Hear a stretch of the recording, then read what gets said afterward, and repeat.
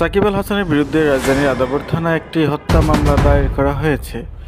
ছাত্র জনতার গণ অভ্যুত্থানের সময় প্রাণ হারানো গার্মেন্টস কর্মী রুবেলকে হত্যা অভিযোগে করা মামলায় ২৮ নম্বর আসামি করা হয়েছে বাংলাদেশ জাতীয় দলের অলরাউন্ডারকে।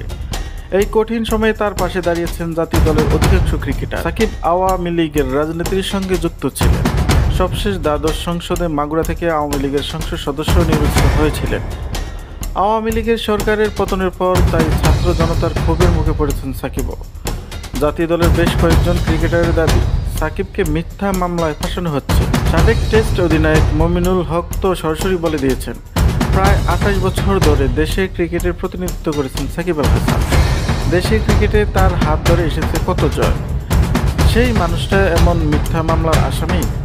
পাকিস্তানের বিপক্ষে রাওয়ালপিন্ডি টেস্টে জয়ের নায়ক মুশফিকুর রহিমও বলেছেন, আমি সাকিবের কঠিন সময়গুলোর সঙ্গী এবং আমি তার বিরুদ্ধে তোলা মিথ্যা অভিযোগের সমর্থন করি না, কারণ আমি জানি সে কখনোই অমানবিক কাজে লিপ্ত হবে না।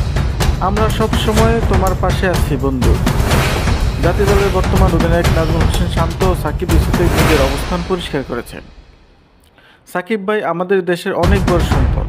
দীর্ঘ ১৭ বছর বিশ্বের দরবারে বাংলাদেশের নাম উঠিয়ে ধরেছেন তিনি। সাকিব ভাইয়ের নামে এমন মামলা অপ্রত্যাশিত। এছাড়া এনামুল হক বিজয়, পেসার শরীফুল ইসলাম, রুবেল হোসেন সহ আরও অনেক ক্রিকেটারই হত্যা মামলার আসামি সাকিব আল হাসানের প্রতি সহমর্মিতা প্রকাশ করেছে।